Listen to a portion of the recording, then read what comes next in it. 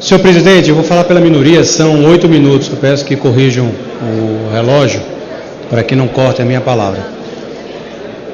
Senhores deputados, amigos que nos ouvem e nos assistem através dos diversos veículos de comunicação da Câmara dos Deputados, eu não poderia deixar de ocupar aqui essa tribuna dizendo o que eu escutei há pouco. Um parlamentar sobe a tribuna criticando a decisão que inclusive o PT ajudou, de não obrigar mais a Petrobras a investir 30% no mínimo na exploração do pré-sal. Aqueles que escutam o discurso desse parlamentar imaginam que o governo do PT tem deixado os cofres públicos abarrotados de dinheiro, como se a Petrobras não tivesse quebrado graças aos casos de corrupção e má administração daquela companhia. Eu trago aqui, por exemplo, a experiência recente. A Petrobras acaba de retirar sondas de perfuração terrestre na cidade de Mossoró, no Rio Grande do Norte. Só com essa atitude, mais de 5.000 famílias serão demitidas, famílias de empresas terceirizadas serão demitidas da indústria de petróleo. A quem esses parlamentares querem enganar? Ao povo brasileiro? Será que eles não caíram na realidade que o Brasil quebrou no governo do PT?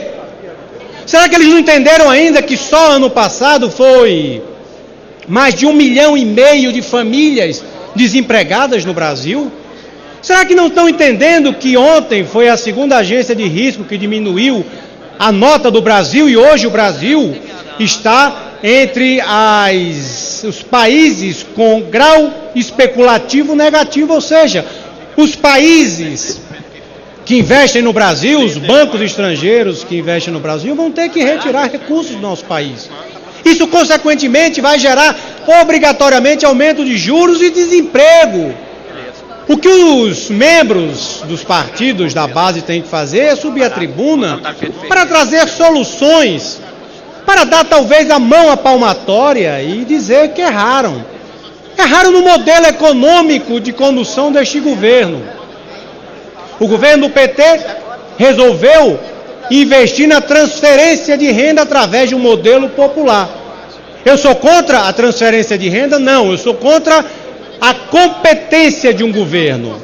Um governo que durante 13 anos transferiu renda e aí, nesse primeiro ano do segundo mandato da presidente Dilma, teve que cortar os direitos e garantias individuais do trabalhador. O Partido dos Trabalhadores cortando direito dos trabalhadores. Vejam só que situação caótica o PT se mostrou. Muito competente na oposição, verdade. Na oposição tocaram terror aqui neste plenário. Eram contra tudo e todos. Chegaram ao governo. E que desastre! Que desastre que a presidente Dilma tem feito à frente do Palácio do Planalto. 1,5 milhão de desempregados. Menos 4% de crescimento, ou menos um PIB de menos 4%. Previsão em 2016, menos 3%. Crescimento em 2014, zero. Este é o retrato real do governo do PT. Crescimento do Brasil em 2014, zero. Em 2015, menos 4. Previsão em 2013, menos 3.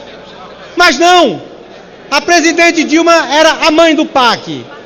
Era a mulher que iria revolucionar as obras edificantes do nosso país. Imagine, uma presidente que foi vendida como a mãe do PAC e que resolveu investir no modelo econômico de transferência de renda, fazendo com que aqueles beneficiados não pudessem gerar renda e o Brasil se encontrasse no modelo como está. Pois vamos analisar os dados do PAC. Não era a presidente Dilma que era a mãe do PAC? Pois, senhores e senhoras, o governo federal está devendo 3,5 bilhões de reais às empreiteiras e fornecedores do Programa de Aceleração do Crescimento. Este valor se refere a obras e serviços que já foram realizados, mas que ainda não foram pagos pelo governo federal. E o modelo econômico que o governo tem empregado, ou seja, a transferência de renda para obras edificantes, a cada ano tem caído. Por exemplo, Em 2012 foram 73 bilhões de reais para as obras do PAC. Em 2015, 65 bilhões. Em 2016, são apenas 30 bilhões de reais. Obras como a BR-116 e a 381, a BR-381, que são duas das principais BRs do nosso país, estão paralisadas. Por que não lembrar aqui a transposição do Rio São Francisco, uma obra que o presidente Lula dizia que nem Dom Pedro I tinha conseguido tirar do papel e que nem o governo do PT também não conseguiu. Com uma pequena diferença. Essa obra tinha um custo inicial de 4,5 bilhões. Já chega-se a 8 bilhões de reais e nada além de 60% foi concluída. E por que não lembrar da Transnordestina, que vai ajudar a logística ferroviária, ligando o estado de Pernambuco ao estado do Ceará e passando pelo Piauí? Uma obra estimada em 4 bilhões, que já chega-se a 6,5 bilhões e apenas 60% dela foi concluída. Ou seja, definitivamente, o governo do PT não é competente para administrar um país. É um governo que deixa muito a desejar. Cria-se um programa de logística para o Brasil. Que programa é esse? Só se for o programa do papel. Porque nas ruas, nos aeroportos, nas rodovias, nas ferrovias, esse dinheiro não chega.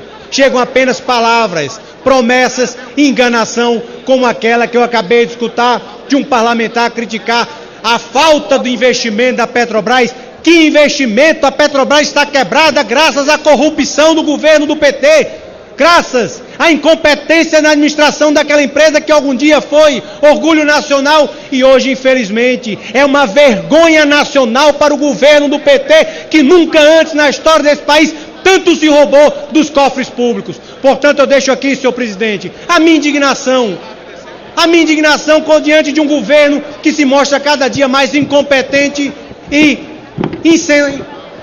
insensível às necessidades nacionais, e que só sobe essa tribuna para tentar enganar, dilubriar, disfarçar a situação real do Brasil. Senhor presidente, vamos cobrar deste governo. Eu não me calarei a nenhum momento. Estarei nesta tribuna cumprindo o meu mandato de membro de um partido de oposição e de vice-líder da minoria. Não para fazer apenas um discurso político, mas para cobrar investimentos na infraestrutura do nosso país e, consequentemente, a geração de receita, de renda e de emprego ao povo brasileiro. Muito obrigado.